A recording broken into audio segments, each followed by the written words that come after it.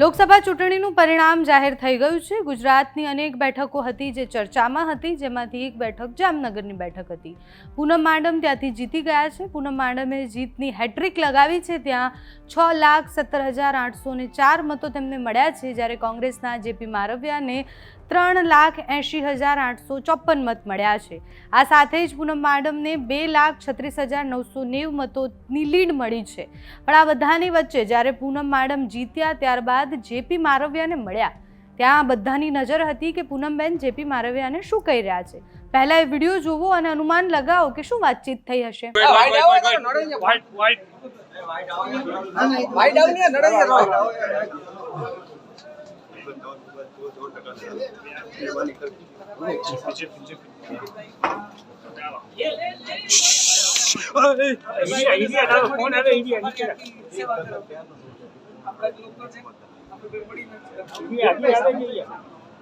સાથે આવી જાવ બેન બેન બેન સાથે આવી જાવ બેન બેન બેન આ બાજુ આ બાજુ આ બાજુ બેન આ બાજુ બેન આ બાજુ જેપીભાઈ જી। ક્ષત્રિય આંદોલનની અસર જામનગરમાં પણ જોવા મળી હતી। તે બધાથી આગળ નીકળી અને ભાજપનો ભગવો ત્યાં લહેરાયો છે। ભાજપે પૂનમ માડમ પર ફરી એકવાર વિશ્વાસ કર્યો હતો, ટિકિટ આપી હતી અને આ વખતે ફરી એકવાર પૂનમ માડમ ભાજપને જીતની હેટ્રિક લગાવવા જામનગરમાં એકદમ કામયાબ રહ્યા છે। 2019 અને 2014માં પૂનમ માડમ લડી ચૂક્યા છે ત્યાંથી।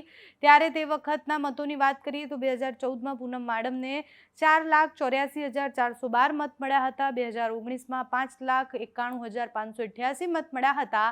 આ વખતે પણ જીતની હેટ્રિક લાગી છે। પૂનમબેનને 6,17,804 મત મળ્યા છે। એટલે જામનગરમાં બેન જ ચાલે એવી વાત ચાલતી હતી અને એવું સાચું પડ્યું। ત્રીજી વાર પૂનમબેન ત્યાં જીત્યા અને ફરી એકવાર ત્યાં ભાજપનો ભગવો લહેરાયો। ત્રીજી વાર જીત્યા બાદ પૂનમ માડમે શું કહ્યું એ સંક્ષિપ્તમાં સાંભળો। સમગ્ર જામનગર સંસદીય ક્ષેત્રના નાગરિકો, પાર્ટીના સર્વે કાર્યકર્તાઓ, જેને ખૂબ જ કપરી પરિસ્થિતિમાં, ખૂબ જ સંઘર્ષમય પરિસ્થિતિમાં રાત દિવસ એક કરી પોતે ઉમેદવાર હોય એ રીતે લડી અને આ પરિણામ શક્ય કર્યું છે, ત્યારે હૃદયપૂર્વક હાલારના સર્વે નાગરિકો અને પાર્ટીના સર્વે કાર્યકર્તાઓને હૃદયપૂર્વકના વંદન કરી એમનો ખૂબ ખૂબ આભાર વ્યક્ત કરું છું। અને આ જીત સાચા અર્થમાં હું સર્વે નાગરિકોને અને સર્વે કાર્યકર્તાઓને સમર્પિત કરું છું। તમારા વગર આ જીત શક્ય નહોતી। જે તમે લોકોએ મોદી સાહેબના નેતૃત્વમાં એમના વિકસિત ભારતના સંકલ્પમાં સાથે સમગ્ર હાલારને જોડવા માટે જે પ્રકારની મહેનત કરી છે એના લીધે આ પરિણામ શક્ય થયું છે।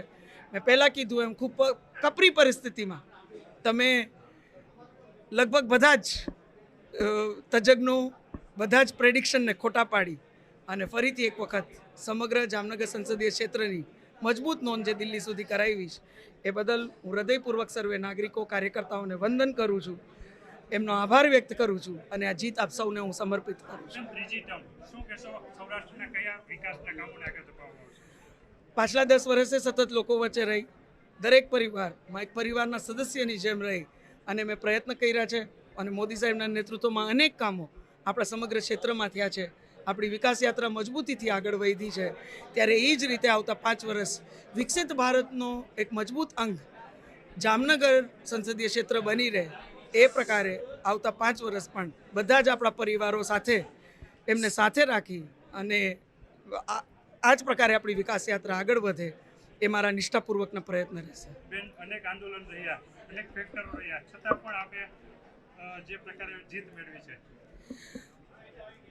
હું એવું માનું છું કે જે પ્રકારે સમગ્ર સંસદીય ક્ષેત્રમાં મોદી સાહેબના નેતૃત્વમાં કામો થયા છે, ત્યારે હંમેશા મને એક વિશ્વાસ હતો કે હાલારના આપણા નાગરિકો ખૂબ જાગૃત છે અને સૌથી પહેલું પ્રાધાન્ય હાલારના નાગરિકો કોઈ વાતને આપતા હોય તો એ સમરસતા અને સુરક્ષાને આપે છે।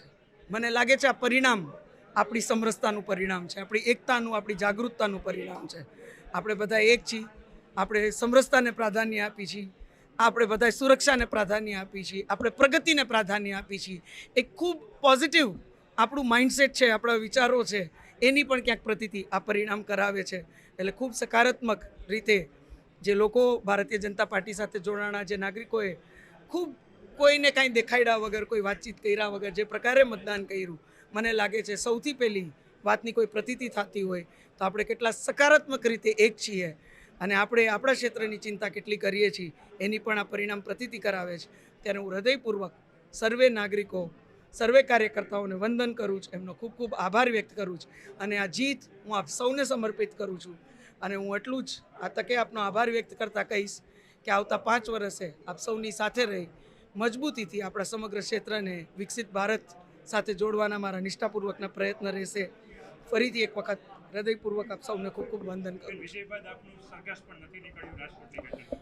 જી, રાજકોટનું આ ખૂબ જ દુઃખદ આખો બનાવ છે અને એમાં પીડિતોના પરિવાર સાથે એના દુઃખમાં આટલા જ દુઃખી અમે બધા છીએ. વ્યક્તિગત રીતે આ દુઃખ કેવું છે એનો કદાચ વ્યક્તિગત રીતે મને પણ એટલો જ અનુભવ છે.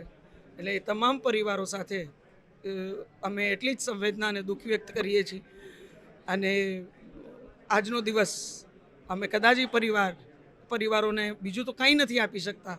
હિંમત પણ આ સમયે આપવી ખૂબ અઘરી હોય છે, પણ આટલું જ કે એમના દુઃખમાં સહભાગી થવાના એક પ્રયત્ન એના પરિવારના સદસ્યની જેમ અમે કરીએ છીએ કે આજના દિવસે કોઈ બીજી ઉજવણી નહીં, પણ માત્ર ને માત્ર આ તમામ જે દિવંગત આત્માઓ છે એમને ઈશ્વર સદગતિ આપે, શાંતિ આપે, એ જ પ્રાર્થના સાથે તમામ પરિવારોને ક્યાંક ઈશ્વર હિંમત આપે. જામનગર જિલ્લાની લોકસભા બેઠકના ઇતિહાસની વાત કરીએ તો એ હંમેશાથી રોમાંચક રહ્યો છે. આ બેઠક પર 1962થી 2014 સુધીમાં કોંગ્રેસે 8 વખત અને ભાજપે 6 વખત અનેક પક્ષોને 2 વાર જીત મળી છે. અને બેઠક આહિર સમાજનું પ્રભુત્વ ધરાવતી બેઠક છે, એટલે ત્યાં એ સમીકરણ, જાતિગત સમીકરણ ખૂબ ચાલતા હોય છે. હવે ફરી એકવાર જામનગરની જનતાએ પૂનમબેનને પસંદ કર્યા છે, તો 5 વર્ષમાં જામનગરની જનતાને શું નવું મળે છે, પૂનમબેનને કેટલા સવાલ પૂછી શકે છે, એ જોવાનું રહ્યું. અત્યારે આ વિડીયોમાં બસ આટલું જ. જો તમે અમને યુટ્યુબ પર જોઈ રહ્યા હોય તો સબસ્ક્રાઈબ કરો, ફેસબુક પર જોઈ રહ્યા હોય તો ફોલો કરો, અમારા વિડીયોને લાઈક અને શેર કરો.